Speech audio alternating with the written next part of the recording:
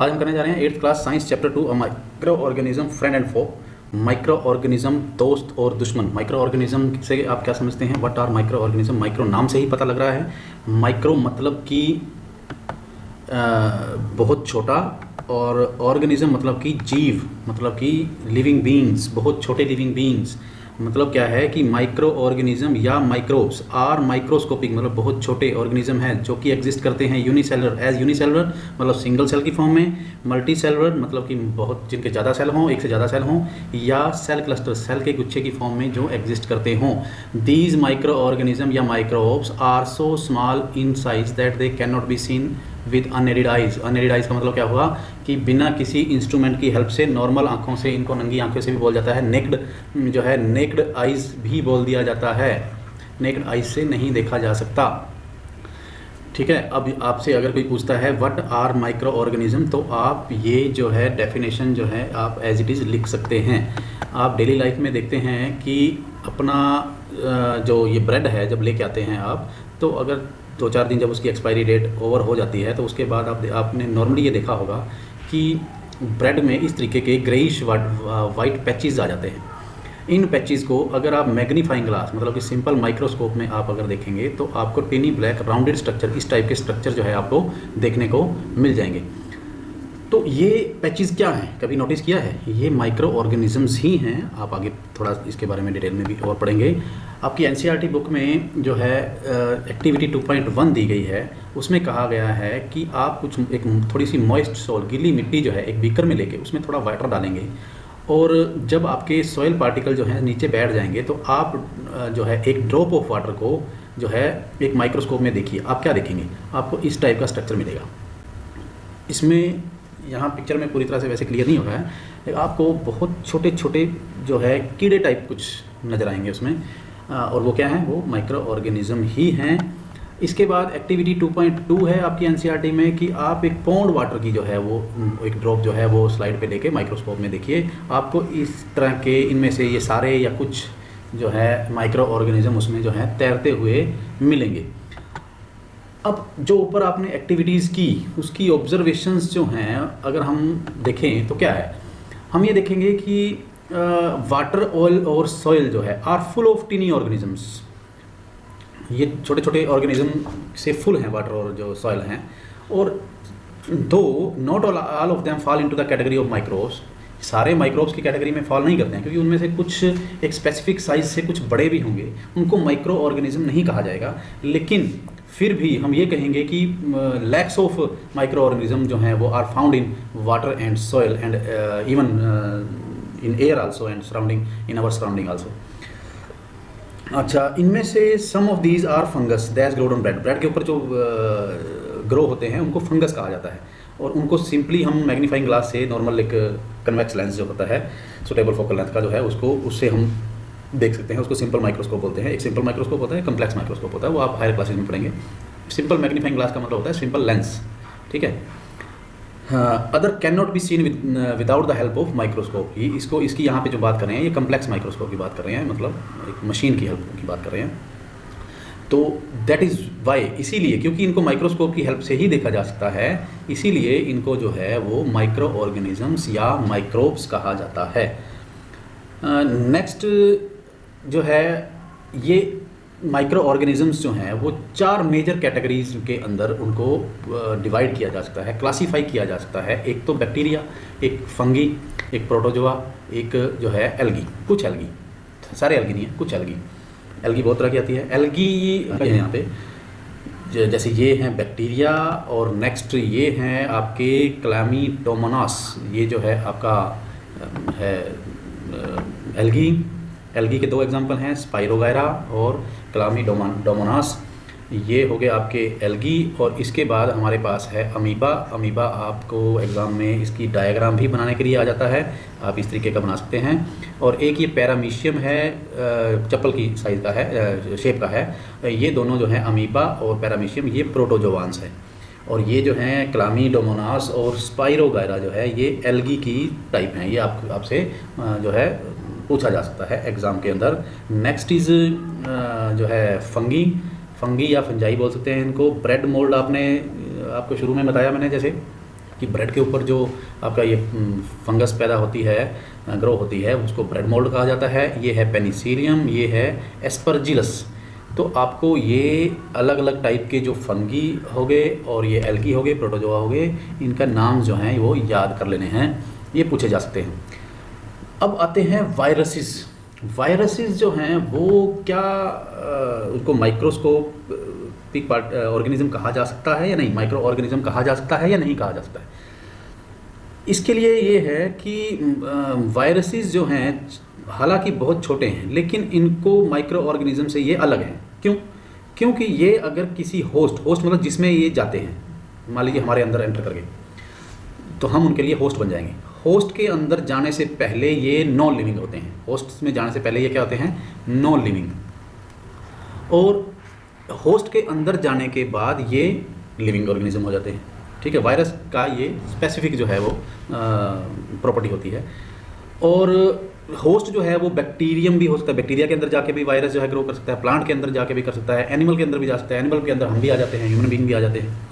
अच्छा, अब वायरस के से आप देखेंगे कि कॉमन कोल्ड जो है, इन्फ्लुएंजा जो है, ज़्यादातर कफ्स जो हैं वो वायरस से होती हैं, ये पूछा जा सकता है। चिकन पॉक्स, पोलियो जो है ये भी वायरस से ही होती हैं, ये बीमारियां जो होती हैं डिसीज़ से होती हैं। आजकल आप जो है वो कोरोना से तो सभी कोरोना को तो जानते ही हैं, ये भी एक जो है वायरस कोविड-19 जो है बीमारी है, और जो है इसको ये होती जो है कोरोना वायरस से होती है।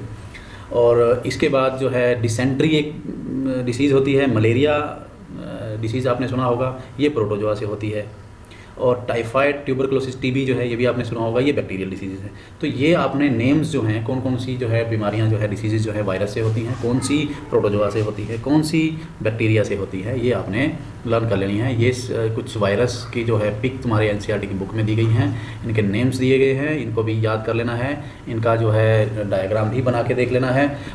ये जैसे ये है बैक्टीरियोफेज, ये है एडिनो वायरस, ये है ह्यूमन इम्यूनो डेफिशिएंसी वायरस, और ये जो एडिनो वायरस है करीब करीब इसी तरह का आपका कोरोना वायरस भी आपने देखा होगा आजकल टीवी में वगैरह में, आप न्यूज़पेपर वगैरह में इसकी जो है जो पिक आती रहती है। अब आगे है कि ये माइक्रो ऑर्गेनिजम्स रहते कहाँ हैं, where do microorganism live. Microorganism जो हैं वो हमने जैसे पहले पढ़ा कि सिंगल सेल भी हो सकते हैं, डबल सेल भी मल्टी सेलुलर भी हो सकते हैं। तो ये जो है सिंगल सेल्ड हो सकते हैं जैसे कि बैक्टीरिया या कुछ एल्गी, प्रोटोजोआ भी सिंगल सेल्ड है, या फिर मल्टी सेलुलर हो सकते हैं जैसे कि बहुत दूसरी तरह की एल्गी और फंजाई। उसके बाद हम ये कहते हैं कि ये कहाँ कहाँ रह सकते हैं, ये हर तरह के एनवायरनमेंट में, they live in all type of environment ranging from ice cold, बिल्कुल ठंडे क्लाइमेट से लेके हॉट स्प्रिंग वाले क्लाइमेट में ये रह सकते हैं, डेजर्ट में रह सकते हैं, मार्शी लैंड में रह सकते हैं, ये हर तरह के क्लाइमेट में रह सकते हैं। They are also found inside the bodies of animals including human, ये हमारी बॉडीज़, एनिमल्स की, ह्यूमन की बॉडीज़, इवन प्लांट्स की बॉडीज़ के अंदर भी ये रह सकते हैं। Some microorganism grow on other organism while other exist freely. कुछ माइक्रो ऑर्गेनिज्म तो हैं जो वो फ्रीली रहते हैं, और कुछ दूसरे ऑर्गेनिजम्स की बॉडी के अंदर या उसके ऊपर जो है वो जिंदा रहते हैं। अब हमने शुरू में जब लेसन शुरू किया तो उस लेसन का नाम ही था माइक्रो ऑर्गेनिजम्स फ्रेंड एंड फो। तो फ्रेंडली कैसे हैं माइक्रो ऑर्गेनिजम्स, हमारे हेल्प कैसे करते हैं, हमारे लिए फ़ायदेमंद कैसे हैं। तो पहले हम जो है इस सेशन में जो है हम फ्रेंड एज ए फ्रेंड उसको देख लेते हैं कि क्या क्या उसके हमारे माइक्रो ऑर्गेनिज्म के हमारे लिए फ़ायदे हैं। एक तो आप देखते हैं कि पहले हम हेडिंग कर लेते हैं, फिर वन बाय वन जो है हम इसको डिटेल में पढ़ लेंगे। कर्ड, ब्रेड और कर्ड बनाने के लिए माइक्रो ऑर्गेनिज्म की हेल्प लेनी पड़ती है हमें। कमर्शियल यूज़ भी होता है माइक्रो ऑर्गेनिज्म का, जैसे कि लिकर मतलब कि शराब, वाइन वगैरह बनती है इससे, ठीक है, विनेगर बनता है, सिरका जिसको बोलते हैं। मेडिसिनल यूज़, बहुत सारी दवाइयाँ जो हैं वो माइक्रो ऑर्गेनिज्म से बनती हैं। सॉइल फर्टिलिटी को माइक्रो ऑर्गेनिज्म बढ़ाते हैं। एनवायरनमेंट को क्लीन एंड माइक्रो ऑर्गेनिज्म करते हैं। अगर आपसे 2-3 नंबर में मेन पूछा जाए कि भाई इसके जो as a friend microorganism जो है क्या क्या काम करते हैं, तो आप ये हेडिंग लिख सकते हैं। आपका एनसीईआरटी का क्वेश्चन भी है, ये क्वेश्चन नंबर आपका है एनसीईआरटी में, question number 7, write 10 lines on the usefulness of microorganisms in our lifes. तो ये 10 लाइन में से 5 लाइन तो यही हैं, और आगे आपको जो मैं इनके डिटेल में कराऊंगा तो उनमें से आपकी और लाइन्स जो हैं आप कोई भी लाइन जो है 10 लाइनें आपने बनानी है और इजीली बन जाएंगी, कोई प्रॉब्लम नहीं है इसमें। सबसे पहले है मेकिंग कर्ड एंड ब्रेड। तो आपने देखा होगा कि आपकी जो मदर हैं वो थोड़ी सी कर्ड जो है वार्म मिल्क में मिला देती हैं और अगले दिन उसकी जो है वो कर्ड बन जाती है।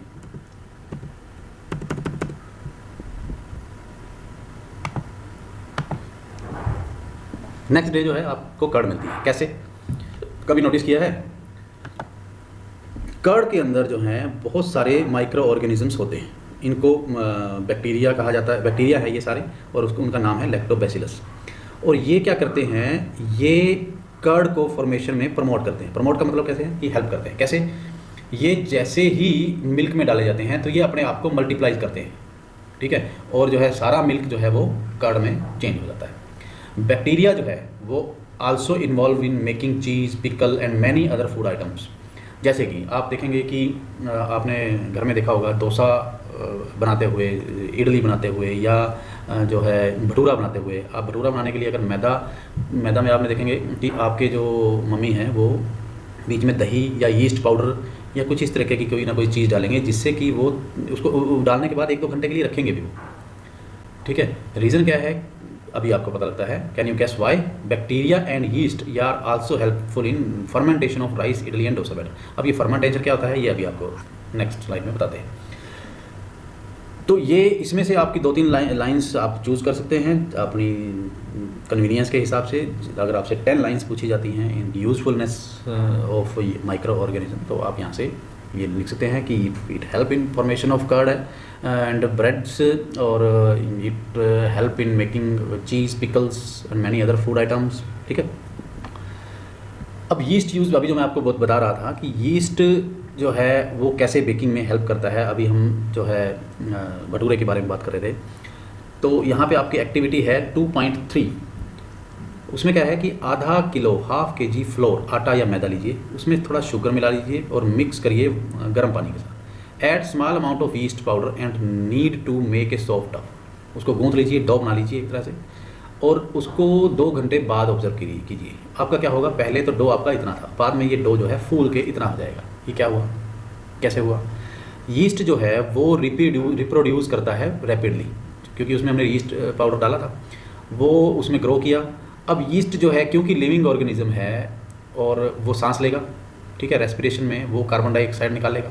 कार्बन डाइऑक्साइड इनके अंदर जो है यीस्ट है, वो जब सांस लेगा कार्बन डाइऑक्साइड निकलेगी, तो कार्बन डाइऑक्साइड के कारण, बबल्स के कारण जो है वो डो जो है वो वॉल्यूम में इंक्रीज हो जाएगा, फूल जाएगा। यही बेसिस है, this is the basis of use of yeast in baking industry for the making of bread, pastries and cakes. Bread, pastry, cakes, ये सभी के सभी जो है फूले हुए होते हैं। आप देखेंगे उनमें एक छोटे छोटे होल्स होते हैं। ये जो होल्स हैं ये उसी कार्बन डाइऑक्साइड गैस के कारण होते हैं, क्योंकि इसमें यीस्ट डाली जाती है, ठीक है।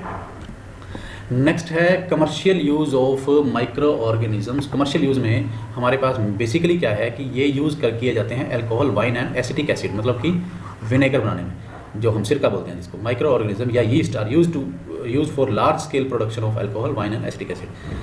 और ये जो अल्कोहल, वाइन, एसिटिक एसिड बनाने के लिए किया क्या जाता है, यीस्ट को natural sugar present in grains, सभी ग्रेन्स के अंदर नेचुरल शुगर पाई जाती है, जैसे barley, wheat, rice, crust, fruit juice, इन सब में नेचुरल शुगर होती है, ठीक है। इन शुगर्स के ऊपर यीस्ट को ग्रो करवाया जाता है, और उससे क्या है, ये वाइन और जो है अल्कोहल है, एसिटिक एसिड जो है वो बन जाती है। एक्टिविटी 2.4 में हमें बताया गया कि 500 ml, हाफ लीटर बीकर को 3/4 हिस्सा जो है उसका वाटर से भर दीजिए। 2-3 टेबल स्पून उसमें शुगर मिला दीजिए, और उसमें यीस्ट पाउडर की जो है 1 स्पून मिला दीजिए या ½ स्पून मिला दीजिए। आप उसको 4-5 आवर्स के लिए छोड़ दीजिए, और अब आप उसकी स्मेल नोटिस करिए। आपको क्या मिलेगा, आपको उसमें अल्कोहल की, सिगरेट की स्मेल जो है वो आएगी। This smell is smell of alcohol as sugar has been converted into alcohol by yeast. Sugar जो है यीस्ट ने अल्कोहल में कन्वर्ट कर दिया है। ये आपके लिए इंपॉर्टेंट है, ये ध्यान रखना क्या है कि यीस्ट जो है वो जो process of conversion of sugar into alcohol is known as fermentation. इसको फर्मेंटेशन कहा जाता है। लुइस पास्चर, किसने इसकी डिस्कवरी करी? लुइस पास्चर ने इसकी डिस्कवरी करी 1857 में। मेडिसिनल यूज़ क्या है इसके, मेडिसिनल यूज़ क्या है इसके माइक्रो ऑर्गेनिज्म के? क्या आपने एंटीबायोटिक के बारे में सुना है कभी? आपने कभी एंटीबायोटिक्स के बायोटिक के नाम का नाम सुना है कभी? देखा कभी? आप अगर कभी बीमार पड़ते हैं, कोई भी आपका जो है परिवार में कोई बीमार पड़ता है, डॉक्टर के पास जाते हैं तो आपको डॉक्टर जो है एंटीबायोटिक्स प्रेस्क्राइब करता है, ठीक है? तो एंटीबायोटिक्स क्या होते हैं? आपने कभी नोटिस किया है एंटीबायोटिक्स क्या होते हैं? देखिए, क्या है कि एंटीबायोटिक्स हमारे शरीर में जाके, हमारी बॉडी में जाके हमें जो बीमारियों के जो micro organism, bad micro organism जो है हमारे अंदर बीमारियों के जो एंटर कर गए हैं, उनसे लड़ने में हमारी हेल्प करता है, उनको मारता है, ठीक है, या उनकी ग्रोथ को जो है वो रोकता है, उनको ही एंटीबायोटिक्स कहा जाता है। मेडिसिन किल और stop the growth of disease causing micro organisms are called antibiotics.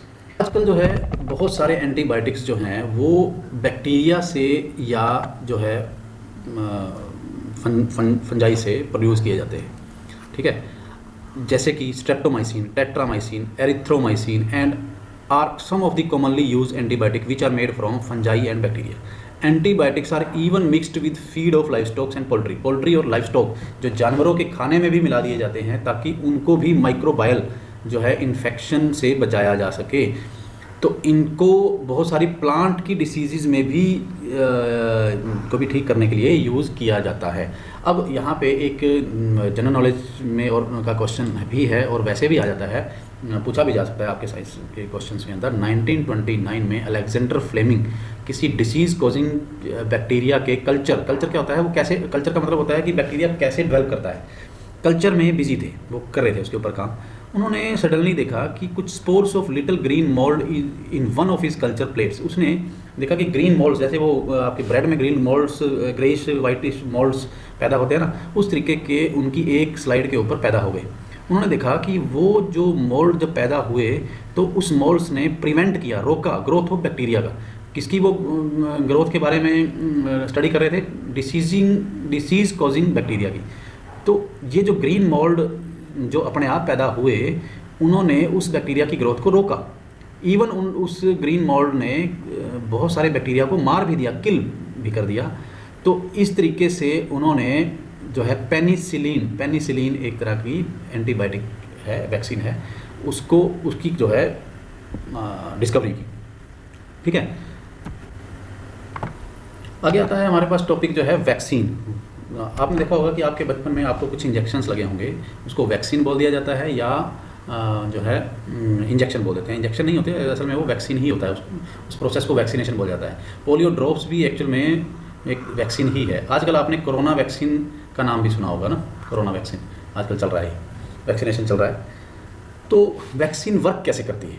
Vaccine कैसे वर्क करती है? देखिए, हमारे जब बॉडी के ऊपर जब डिसीज़ कैरिंग माइक्रोब्स हमारे बॉडी में एंटर करते हैं, मतलब उनका बाहर से अटैक होता है या हमारे अंदर जाके वो अटैक करते हैं, तो हमारी बॉडी जो है अपने सोल्जर्स पैदा करते हैं, जिसको हम बोलते हैं एंटीबॉडीज़।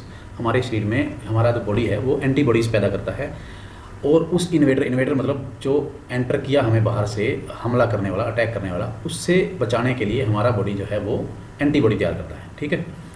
अब क्या होता है, उससे एक बार लड़ लिया हमारा बॉडी जो है, हमारी शरीर जो है हमारी, उससे एक बार लड़ लिया। अब अगर वो दोबारा कभी भी एंटर करते हैं तो हमारी जो बॉडी है वो उसे याद रखता है कि इनसे कैसे लड़ना है।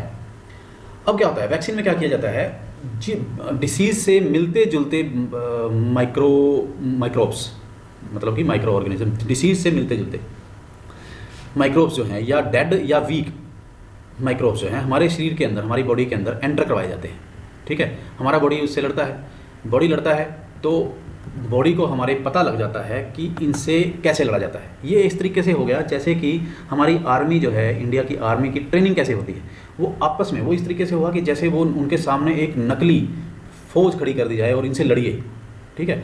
तो उस तरीके से वैक्सीन काम करती है कि हमारे बॉडी के अंदर नकली फ़ौज, नकली अटैकर भेज कर जो है हमें हमारे शरीर को ट्रेन कराया जाता है कि इनसे कैसा लड़ना है। जब एक्चुअल में उसी टाइप के ही और एक्चुअल उसका अटैक होता है, एक्चुअल माइक्रोब्स का अटैक होता है, तो हमारे बॉडी को उससे लड़ने का पहले से ही ट्रेनिंग मिल चुकी होती है और वो अब इससे अच्छी तरह से लड़ सकता है। इफ़ डेड और weakened microbes are introduced into the healthy body, the body fights and kill the invading bacteria by producing suitable antibodies. The antibodies remains in the body and we are protected from the disease causing microbes forever. हम हमेशा के लिए disease causing microbes से बच जाते हैं. ये है किस तरीके से वैक्सीन वर्क करती है. बहुत सारी डिसीज़ हैं, आपने याद रखना है. कॉलरा, ट्यूबरक्लोसिस जिसको टीबी बोला जाता है, स्मॉल पॉक्स, हेपेटाइटिस, ये इन सभी की जो वैक्सीनेशन है वो बचपन में ही लगा दी जाती है और कुछ वैक्सीन बाद में भी लगती हैं, जैसे कि आजकल कोरोना वगैरह की चल रही है. नॉर्मली वैक्सीन जो हैं बच्चों को बचपन में लगा दी जाती है. Edward Jenner discovered the vaccine for small pox in 1798, ये याद रख लेना है. अब नेक्स्ट इसका जो फ्रेंडली जो हमारे पास बिहेवियर है माइक्रो ऑर्गेनिज्म का, हमारे लिए जो नेक्स्ट बेनिफिट है वो है इंक्रीजिंग सॉइल फर्टिलिटी. अब आप देखेंगे कि मिट्टी के अंदर हम कई बार मैन्योर डालते हैं, खाद डालते हैं, तो वो कौन बनाता है खाद? वो माइक्रो ऑर्गेनिज्म बनाते हैं. गोबर वगैरह, जो सड़े गले जो सब्जी वगैरह के पेड़ पौधों के पत्ते वगैरह होते हैं, वो जब मिट्टी में मिलते हैं उनको कौन डिकम्पोज करता है? माइक्रो ऑर्गेनिज्म डिकम्पोज करते हैं. एक तो वो इंक्रीज़ करते हैं, इस तरीके से इंक्रीज़ करते हैं. दूसरा क्या है, जो है कुछ बैक्टीरिया जो है वो नाइट्रोजन को, एटमॉस्फेरिक नाइट्रोजन को वो ऐसे कंपाउंड में बदलने में हेल्पफुल होते हैं जिसको कि प्लांट्स जो हैं वो ईजिली एब्जॉर्ब कर सकते हैं. डायरेक्टली जो एनवायरनमेंट की नाइट्रोजन को हमारे जो प्लांट्स हैं वो एब्जॉर्ब नहीं कर सकते हैं, लेकिन जो कुछ बैक्टीरिया हैं वो उस नाइट्रोजन को ऐसी फॉर्म में चेंज कर देते हैं, नाइट्रेट्स वगैरह में बदल देते हैं कि प्लांट्स उसको ईजिली एब्जॉर्ब कर सकते हैं. इसको बोलते हैं नाइट्रोजन फिक्सेशन. ठीक, इससे जो है सॉइल की फर्टिलिटी बढ़ती है. तो ऐसे माइक्रोब्स को नाइट्रोजन फिक्सर्स भी बोला जाता है. ये डेफिनेशन भी है, इसको भी देख लेना है. ठीक है, अब इसको थोड़ा और डिटेल में हम आगे नाइट्रोजन साइकिल में पढ़ेंगे. अभी फ़िलहाल इतना बहुत है. अभी हम जो है इसके सभी प्लस पॉइंट्स जो हैं एज ए फ्रेंड पढ़ रहे हैं माइक्रो ऑर्गेनिजम्स के. एक आगे है cleaning the environment. Cleaning environment में हमारे पास एक्टिविटी 2.5 दी गई है कि 2 पोर्ट दीजिए, ए और बी, उनके ऊपर मार्क कर दीजिए. ए पोर्ट में तो प्लांट वेस्ट डाल दीजिए, पत्ते और ये सब्जी के छिलके वगैरह डाल दीजिए, और बी पोर्ट में आप polythene bags, empty glass bottles, broken plastic toys डाल दीजिए, पी पोर्ट बी में. तो दोनों पोर्ट्स को साइड में रख दीजिए. 3-4 हफ्ते बाद, आफ्टर 3-4 वीक्स, आप जो है इसको देखिए. ठीक है, तो आपको क्या मिलेगा, क्या देखेंगे? आप देखेंगे कि जो ए पोर्ट है उसके अंदर जो प्लांट वेस्ट थे वो डिकम्पोज होके एक अच्छी मैन्योर बन चुकी है, और जो पोर्ट बी है उसके ऊपर कोई इफेक्ट नहीं पड़ा. वो पॉलीथीन बैग, बॉटल्स और टॉयज वगैरह वो सब ऐसे कैसे पड़े हैं. तो मतलब कि माइक्रो ऑर्गेनिज्म इसमें क्या करते हैं, वो डिग्रेड कर देते हैं, डिकम्पोज कर देते हैं हार्मफुल एंड स्मेली सब्सटेंसेस को एक सिंपल सब्सटेंस में मैन्योर बना देते हैं उनका, जो कि हमारी सॉइल के लिए बहुत हेल्पफुल है, और इस तरीके से वो हमारे एनवायरनमेंट को क्लीन करते हैं. नेक्स्ट है हमारे पास harmful effects, harmful micro organisms. तो हार्मफुल में हमारे पास सबसे पहले आता है कि एक तो ये बहुत सारी बीमारियां करते हैं. मेनली तो यही है, बीमारियां करते हैं. बहुत सारी बीमारियां भी इन्हीं के कारण होती हैं, माइक्रो ऑर्गेनिजम्स के कारण ही होती हैं. और जो ये बीमारी फैलाने वाले होते हैं माइक्रो ऑर्गेनिजम्स, उनको पैथोजेंस बोलते हैं. ये डेफिनेशन भी आप कर लीजिए. Some of the micro organism cause disease in human beings, plants and animals. Such disease causing micro organisms are called pathogens.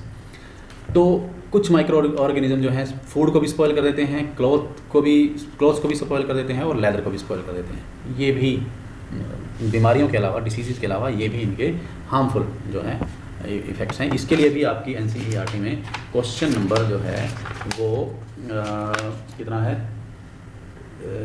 8. Right A short paragraph on harmful effect of micro organisms. ठीक है, सबसे पहले है disease causing micro organisms in human. Microbial diseases that can spread from infected person to a healthy person through air, water, food और physical contact are called communicable diseases. बहुत सारी, देखिए बहुत सारी बीमारियां पैदा करते हैं माइक्रो ऑर्गेनिजम्स. ठीक है, और ये होती कैसी हैं, आपको अभी बताया कि पैथोजेंस जो हैं वो बीमारियां पैदा करने वाले माइक्रो ऑर्गेनिज्म होते हैं. पैथोजन जब हमारे बॉडी के अंदर एंटर करते हैं, किस तरीके से एंटर करते हैं, चाहे वो सांस के थ्रू, ब्रीथ जब हम करते हैं, वाटर जो हम पीते हैं, कंटेमिनेटेड वाटर हो या कंटेमिनेटेड फूड हो जो हम खाते हैं, उससे क्या है वो हमारे अंदर एंटर करते हैं और हमें वो बीमार कर सकते हैं. ठीक है। अगर बीमारी वाले पैथोजेंस जो हैं माइक्रोब्स जो हैं उसके अंदर प्रेजेंट हों, एयर के अंदर या फूड के अंदर या वाटर के अंदर, हम किसी भी तरीके से वो हमारे शरीर के अंदर, हमारी बॉडी के अंदर चले जाते हैं तो वो हमें बीमार कर सकते हैं, ठीक है। अगर कुछ इस तरीके के माइक्रोब्स हों जो कि हवा से, पानी से या फूड से या टच करने से वो फैलते भी हों, तो एक इन्फेक्टेड पर्सन से वो दूसरे इन्फेक्टेड पर्सन में भी वो ट्रैवल कर जाते हैं, फैल सकते हैं। इस तरीके से एक इन्फेक्टेड पर्सन से हेल्दी पर्सन से, जो हेल्थ पर्सन को जो बीमारी, डिसीज़ जो होती है, उनको कम्युनिकेबल डिसीज़ बोला जाता है, ठीक है। तो इसके एग्जाम्पल क्या हैं? इसके एग्जाम्पल हैं cholera, common cold, chicken pox, tuberculosis, corona, ठीक है, ये भी आप लिख सकते हो। अच्छा, इसके बाद हमारे पास जो आगे है ये मतलब, अच्छा वैसे फैलती कैसे हैं? आपने नॉर्मली पढ़ा होगा, आजकल तो काफ़ी जो है अवेयरनेस आ चुकी है कोरोना टाइम में। कैसे कैसे फैलते हैं कोरोना? कैसे फैलता है? जब एक पर्सन जो है बोलता है, छींकता है, स्नीज करता है या कफ खांसता है, तो उनके जो ड्रॉपलेट्स हैं, जो जिसमें पैथोजेंस जो हैं या वायरस जो हैं वो पाए जाते हैं, वो बाहर एयर में या वाटर में या फूड में फैल जाते हैं। और जब वो दूसरे आदमी तक, जैसे दूसरे पर्सन तक किसी भी तरीके से वो पहुंच जाए, उसके अंदर एंटर कर जाए, वो भी बीमार पड़ जाएगा, ठीक है। अब आप बताइए कि आपको इससे बचने के लिए क्या करना होगा, मतलब प्रिवेंट कैसे करना है इसको, प्रिवेंट कैसे करना है?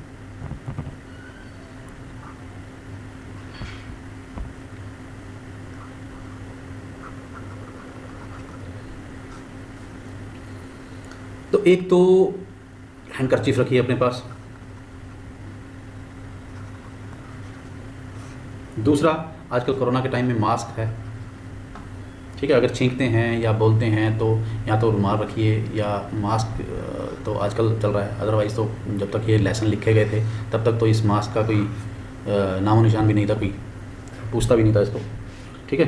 तो अब आप कुछ चीज़ें एक्स्ट्रा इसमें जोड़ भी सकते हैं, मास्क की बात कर सकते हैं। और कुछ चीज़ें होती हैं जैसे मॉस्किटोज़ जो हैं, जो जिसको फैलाते हैं, जैसे मलेरिया हो गया या डेंगू हो गया, इसको मॉस्किटोज़ फैलाते हैं। ये क्या करते हैं? अब मॉस्किटोज़ किस तरीके से बीमारी फैलाते हैं? इनको कहा जाता है कैरियर्स। अब नेक्स्ट जो हमारा टॉपिक है वो कैरियर ही है। कैरियर क्या होता है? कैरियर होते हैं बीमारी वाले पैथोजन को एक जगह से दूसरे जगह लेके जाने वाले ऑर्गेनिज्म, ठीक है। These are some insects or animals which act as, there are some insects and animals which act as carrier of disease causing microbes. Housefly is one of such carrier. Housefly क्या करती है? Housefly क्या करती है? वो garbage के ऊपर या एनिमल एक्सक्रीटा के ऊपर बैठ के जो हम वेस्ट मटेरियल जो है बाहर निकालते हैं, अगर कोई बीमार आदमी बाहर निकालेगा तो उसके वेस्ट के अंदर डिसीज़ के माइक्रोब्स होंगे। अब जो है हाउस फ्लाई जो है उसके ऊपर बैठेगी, उसके पैरों के साथ वो चिपक जाएंगे, पैथोजेंस जो हैं स्टिक हो जाएंगे। अब जब वो आपके अनकवर्ड फूड के ऊपर बैठेगी तो उसको फूड को वो कंटेमिनेट कर देगी, पैथोजन जो है फूड में एंटर कर जाएंगे या वाटर में या किसी भी तरीके से हम जो है, अब हम उस फूड को या वाटर को या जो भी हमारे ऊपर बैठ जाती है हाउस फ्लाई, या हमने उसको टच कर लिया या टच करने के बाद वो जो हाथ है हमने मुंह को लगा दिया, ये बहुत सारे तरीके होते हैं। फूड को, वाटर को हमने जब उसको खाया तो वो पैथोजेंस हमारे अंदर चलेगी और हम बीमार हो गए, ठीक है। इसीलिए ये एडवाइस किया जाता है कि खाना को, खाने की चीज़ को, फूड को जो है वो हमेशा कवर करके रखना चाहिए, ठीक है। तो अब दूसरा कैरियर है हमारे पास, इसी तरीके के और एग्जांपल हम कैरियर के लें तो हमारे पास आता है फीमेल एनोफिलीज मॉस्किटो, जो कि मलेरिया के पैरासाइट को या मतलब कि पैथोजेंस को अपने अंदर जगह देता है, वो कैरियर है उसका।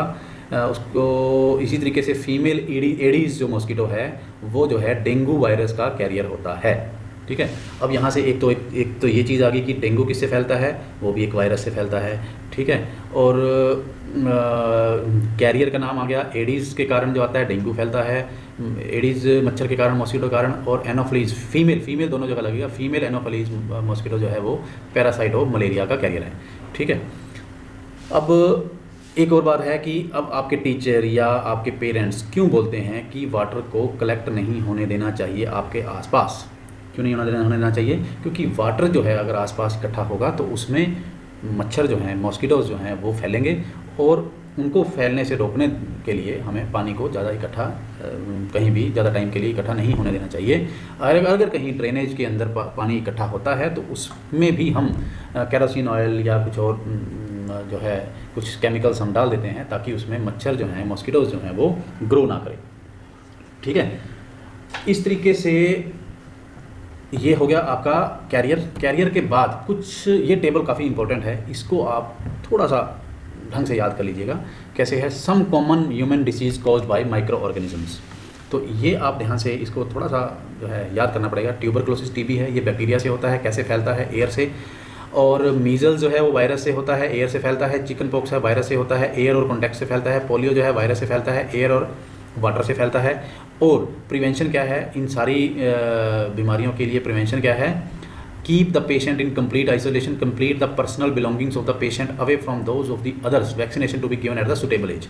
तो पर्सन को जो है वो आइसोलेट करना है, दूसरे हेल्दी लोगों से दूर रखना है, और वैक्सीनेशन जो है प्रॉपर एज में जो है वो करवा लेनी चाहिए इन सारी बीमारियों की। ऐसे ही कॉलरा है और टाइफाइड है। कॉलरा बैक्टीरिया से, दोनों बैक्टीरिया से होते हैं। कॉलरा जो है वाटर फूड से होता है और टाइफाइड वाटर से होता है। और इसी तरीके इसको बचने के लिए क्या होता है कि एक तो साफ़ सफाई, पर्सनल हाइजीन जो है मेंटेन रखनी चाहिए, और गुड सैनिटरी हैबिट्स रखनी चाहिए।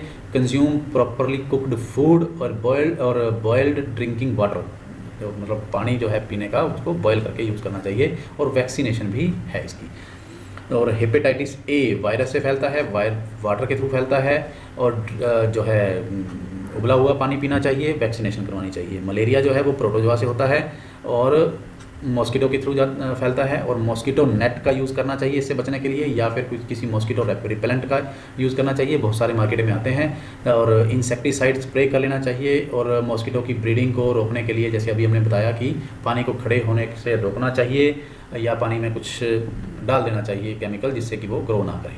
ठीक है, तो इस तरीके से ये आपके ह्यूमन बीइंग में होने वाली बीमारियां जो है उसका, इसको ये ध्यान से लर्न कर लेना है। इसके बाद है एनिमल्स के अंदर माइक्रो ऑर्गेनिजम्स कौन कौन सी बीमारियां करते हैं। एक तो बीमारी आपके सिलेबस में है, एनसीईआरटी के सिलेबस में है, उसको भी आपने याद कर लेना है। माइक्रो ऑर्गेनिज्म जो हैं वो ह्यूमन ही नहीं, एनिमल्स में भी बीमारियां फैलाते हैं। जैसे कि एंथ्रैक्स एक बीमारी है जो कि human as well as cattles में भी होती है, और ये बैक्टीरिया से होती है। ठीक है, और एंथ्रैक्स की जो डिस्कवरी करी थी वो किसने करी थी? रॉबर्ट कोच ने 1876 में डिस्कवर्ड दी बैक्टीरियम बैसिलस एंथ्रैक्स। बैक्टीरिया का नाम है ये, विच कॉजेज एंथ्रैक्स डिसीज। ठीक है, इस बैक्टीरिया की डिस्कवरी करी थी इन्होंने। फूट एंड माउथ डिसीज़, इसको मुंह खुर बोल देते हैं हिंदी में। Foot and mouth disease kettles के अंदर पाया जाता है, जो कि वायरस से होता है। ठीक है, इसके बाद हमारे पास है प्लांट्स के अंदर क्या क्या बीमारियां होती हैं माइक्रो ऑर्गेनिज्म से।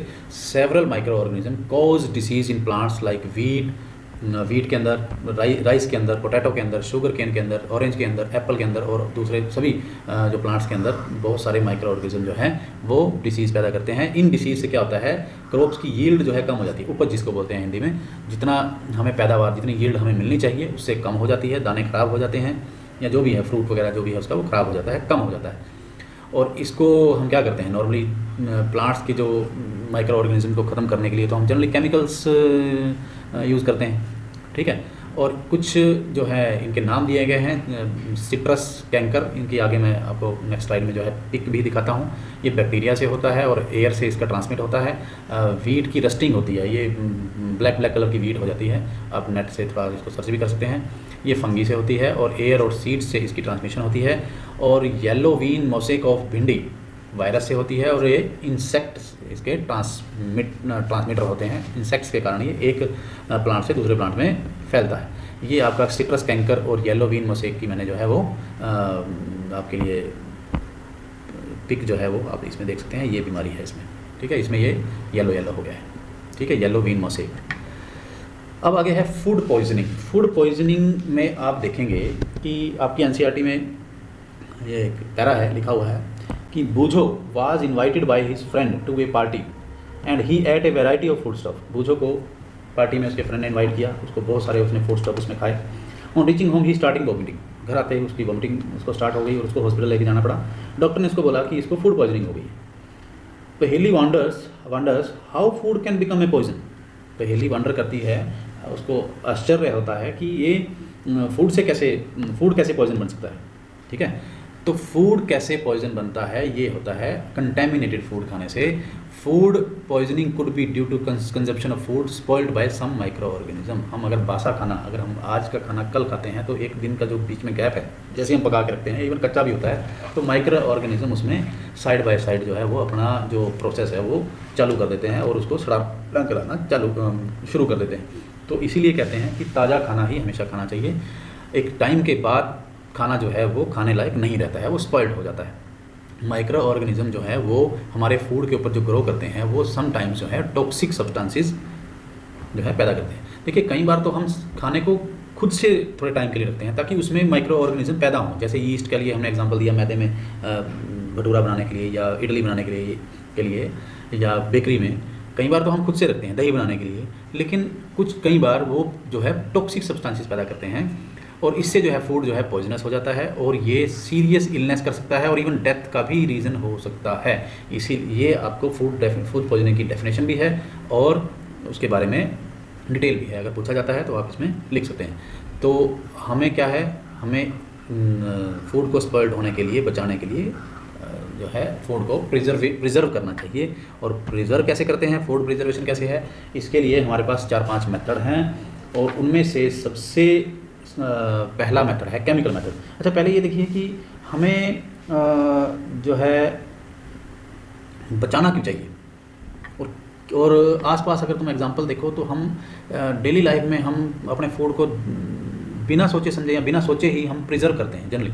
जैसे फ्रिज में रखते हैं, अचार बना के रखते हैं, ठीक है, उसका जैम बना के रखते हैं, चटनी बना के रखते हैं, ठीक है, मुरब्बा बना के रखते हैं। ये सारे फूड प्रिजर्वेशन के तरीके हैं और इसको हम अब अपने सिलेबस के हिसाब से पढ़ेंगे। सबसे पहले है फूड प्रिजर्वेशन जो है कैसे किया जाता है, केमिकल मेथड है प्रिजर्वेटिव्स का यूज़ करके। प्रिजर्वेटिव्स में आ जाता है साल्ट या एसिड, जैसे साल्ट और एसिड का यूज़ करके, विनेगर का यूज़ करके हम पिकल्स बनाते हैं, ठीक है। सोडियम बेंजोएट और सोडियम मेटाबाइसल्फाइड ये कॉमन प्रिजर्वेटिव्स हैं और जैम और स्कैशेस के बीच में इन्हीं को ही यूज़ किया जाता है ताकि वो ख़राब ना हो। दूसरी बात है कि बहुत सारे पैकिंग फूड्स मार्केट में आते हैं, उनको ख़राब होने के लिए भी इनमें से या इनके अलावा कुछ और केमिकल्स का यूज़ किया जा सकता है। अब कॉमन साल्ट से प्रिजर्वेशन कैसे की जाती है। कॉमन साल्ट से जो है आप देखें कि मीट या फ़िश जो है उसके ऊपर साल्ट लगा के काफ़ी टाइम तक उसको रख दिया जाता है और वो मीट ख़राब नहीं होता है। साल्ट जो है उसके ऊपर लगा हुआ होता है, इससे जो बैक्टीरिया है वो ग्रो नहीं कर पाता, ठीक है। इसी तरीके से आप देखेंगे आंवला, रॉ मैंगोज अचार बनाते हैं जैसे, ठीक है, इमली, इनके ऊपर भी जो है साल्ट यूज़ करके इनको काफ़ी टाइम तक बचाया जा सकता है, ठीक है। उसके बाद है प्रिजर्वेशन बाय शुगर का भी आप अपनी डेली लाइफ में यूज़ देखते हैं कि किस तरीके से हम प्रिजर्वेटिव एज ए प्रिजर्वेटिव जो है शुगर का यूज़ करते हैं। जैम्स, जेलीज, कैशीज जो है इनको शुगर से प्रिजर्व किया जाता है। शुगर क्या करती है, जनरली मॉइस्चर कंटेंट जो है वो कम कर देती है। मॉइस्चर कंटेंट कम होने से बैक्टीरिया की ग्रोथ जो है वो कम हो जाती है, ठीक है। इसके बाद है preservation by oil and vinegar. Oil and vinegar तो आप जानते हैं कि जैसे विनेगर में अचार बनता है, पिकल बनता है, और ऑयल में भी अचार और पिकल बनते हैं, ठीक है।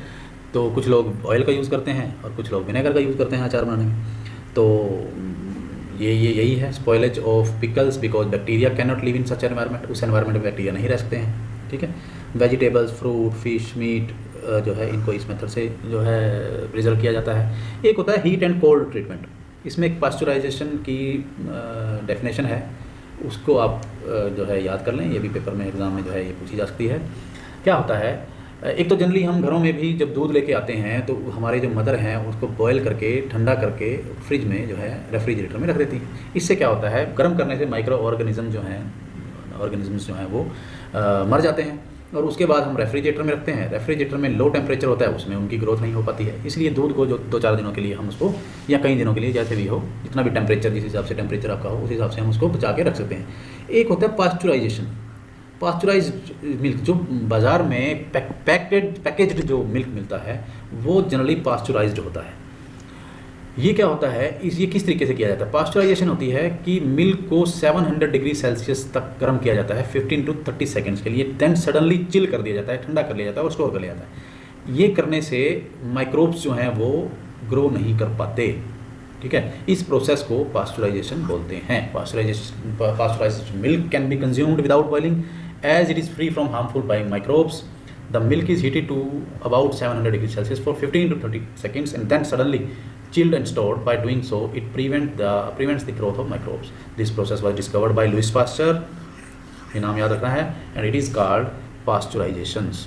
उसके बाद एक अनदर मेथड है इसको स्टोर करने का, इसको फूड प्रिजर्व करने का, वो है आपका स्टोरेज एंड पैकिंग। आप देखें बाज़ार में बहुत सारी पैकेज्ड चीज़ें मिलती हैं, या ड्राई फ्रूट्स को हम प्रॉपर तरीके से स्टोर करके रखते हैं, और वेजिटेबल्स भी पैकेज्ड आती हैं सील्ड एयर टाइट पैकेट्स के अंदर, जिससे कि वो माइक्रोब्स उसके ऊपर अटैक नहीं कर पाते और वो काफ़ी टाइम तक हम उसको बचा के रख सकते हैं।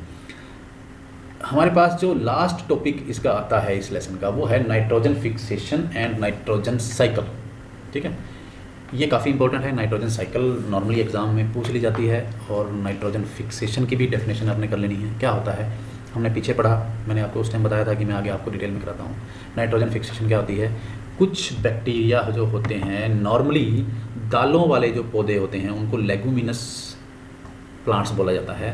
पल्सिस वाले जो प्लांट्स होते हैं उनकी जड़ों में, उनकी रूट्स के अंदर ये बैक्टीरियम पाए जाते हैं। बैक्टीरिया का प्लूरल है बैक्टीरियम, ठीक है। राइजोबियम बैक्टीरियम पाए जाते हैं, और वो नाइट्रोजन की फिक्सेशन में हेल्प करते हैं। कैसे क्या करते हैं वो, राइजोबियम जो है, पहले बात तो वो रूट्स की नोडल्स के अंदर वो रहते हैं वहाँ पे, ठीक है।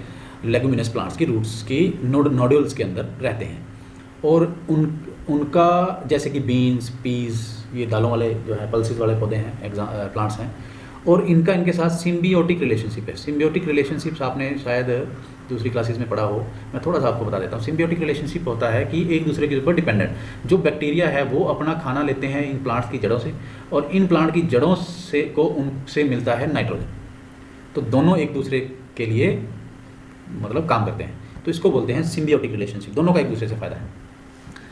तो अब क्या होता है कि ये जो बैक्टीरिया होते हैं ये एटमॉस्फेरिक नाइट्रोजन को नाइट्रेट में बदल देते हैं। डायरेक्ट जो है नाइट्रोजन को प्लांट्स जो है एब्जॉर्ब नहीं कर पाते, पहले भी आपको मैंने बताया। ये जो बैक्टीरिया है ये नाइट्रोजन को नाइट्रेट में बदल देते हैं। नाइट्रेट को प्लांट्स जो है वो एब्जॉर्ब कर सकते हैं, ठीक है। हमें नाइट्रेट वगैरह यूज़ नहीं लिखना है, हमने सिंपल ये लिखना है कि नाइट्रोजन को ऐसे कंपाउंड में चेंज कर देते हैं जिसको प्लांट्स जो हैं वो ईजिली एब्जॉर्ब कर सकें, ठीक है। तो इसको बोलते हैं नाइट्रोजन फिक्सेशन। तो ये कई बार नाइट्रोजन जो है वो फिक्स्ड होती है, लाइटनिंग की हेल्प से भी फिक्स होती है। लाइटनिंग जो थंडर स्टॉर्म होता है उससे भी एटमॉस्फेरिक नाइट्रोजन जो है वो फिक्स होती है। और अब आप देखेंगे कि अगर एटमॉस्फेरिक नाइट्रोजन को नाइट्रेट में बदल लिया जाए तो एटमॉस्फेरिक नाइट्रोजन तो नॉर्मली क्या होती है, 70% होती है, 70% से कम हो जानी चाहिए, लेकिन वो फिक्स रहती है, कांस्टेंट रहती है। फिक्स कांस्टेंट मतलब उतनी ही रहती है जितनी है। तो ये क्यों है, ये है नाइट्रोजन साइकिल की तरह के कारण, सॉरी। तो नाइट्रोजन साइकिल क्या होता है, आप ये पढ़ने से पहले आप इधर आइए। ये है नाइट्रोजन एटमॉस्फेरिक नाइट्रोजन, ठीक है।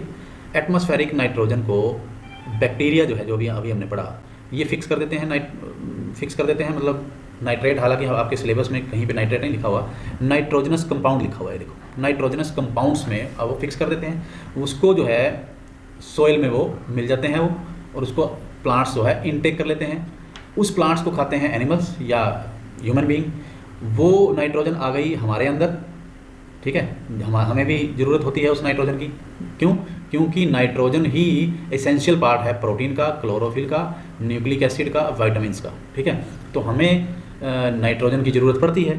अब उस नाइट्रोजन को हमने इस तरीके से गेन किया, अब हम जो वेस्ट मटेरियल बाहर निकालेंगे या फिर जब हम मरेंगे तो वही जो हमारी जो नाइट्रोजन है वो दोबारा से मिट्टी में मिल जाएगी, ठीक है। एक तो सर्कल हो गया ये, ठीक है, दोबारा से मिट्टी में मिल गई। अब एक और तरीका है एटमॉस्फेरिक नाइट्रोजन लाइटनिंग के थ्रू अर्थ में जाती है, फिक्स होती है। अब यहाँ तक तो हमने पढ़ लिया, दो तरीक़ों से अर्थ में जाती है, लाइटनिंग के थ्रू और राइजोबियम बैक्टीरिया के थ्रू, ठीक है। अब अर्थ में आ गई, अर्थ से प्लांट ने ले ली, प्लांट से एनिमल्स ने ली, एनिमल से ले ली, आ गया वो दोबारा से अर्थ में मिल गई। लेकिन इस तरीके से तो एटमॉस्फेरिक नाइट्रोजन घटनी चाहिए ना, लेकिन घटती क्यों नहीं है? क्योंकि ये जो प्रोसेस है वापस भी ये वाला जो कंपाउंड है नाइट्रोजन का, ये वापस से नाइट्रोजन में भी चेंज होता है। कौन करता है चेंज? वो भी बैक्टीरिया ही करते हैं, ठीक है। तो bacteria turn components of nitrogen, मतलब कि नाइट्रेट्स एंड अदर कंपोनेंट्स भी हो सकते हैं, इनटू गैसियस नाइट्रोजन, वो दोबारा से गैस में चेंज करके दोबारा से एटमॉस्फेयर में वो चली जाती है। इस तरीके से जो ओवरऑल जो परसेंटेज है नाइट्रोजन की वो कांस्टेंट कहती है, को कांस्टेंट ही रहती है, मोर और लेस कांस्टेंट रहती है। अब हम इसको पढ़ते हैं। आवर एटमॉस्फेयर है 78% नाइट्रोजन, ठीक है। Nitrogen is one of the essential constituent of all the living organism. Nitrogen हमारे सभी लिविंग ऑर्गेनिज्म के लिए इसेंशियल कंपोनेंट है। वो क्यों? क्योंकि ये पार्ट है प्रोटीन का, क्लोरोफिल का, न्यूक्लिक एसिड का, विटामिन का, ठीक है। Atmospheric nitrogen can not be taken directly by plants and animals. Certain bacteria and blue green algae, कुछ बैक्टीरिया और blue green algae present in soil, मिट्टी में जो प्रेजेंट है, वो नाइट्रोजन को फिक्स कर देते हैं, fix nitrogen from the atmosphere and convert into compounds of nitrogen, nitrogen के कंपाउंड्स में इसको चेंज कर देते हैं। Once nitrogen is converted into the usable compounds, usable compound में जब ये चेंज हो गई, it can be utilized by plants from the soil through their root system, ये यहाँ से यूज हो जाता है। Then nitrogen is then use for synthesis of plant protein and other compounds. Nitrogen जो है प्लांट प्रोटीन और दूसरे कंपाउंड्स में प्लांट्स जो है यूज़ कर लेते हैं।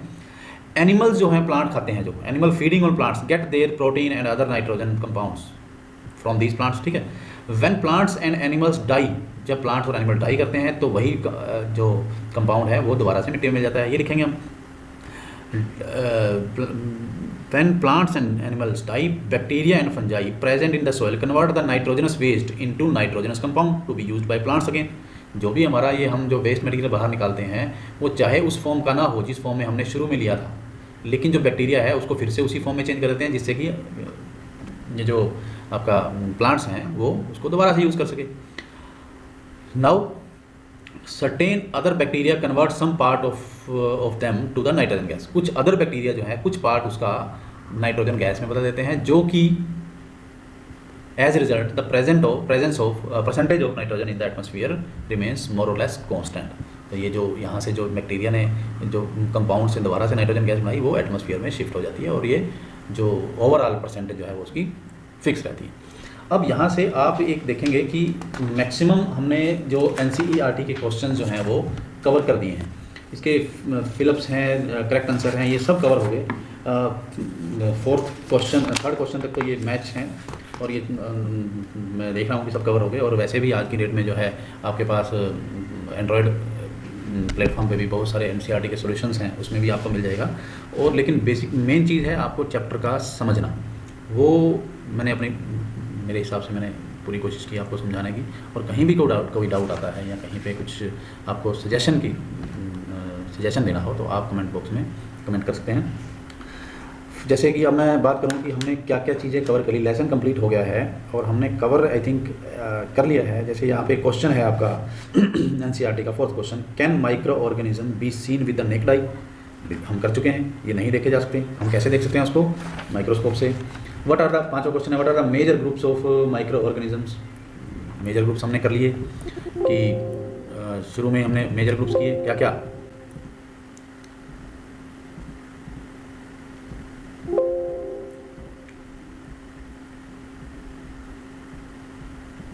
Bacteria, fungi, protozoa and some algae, ठीक है।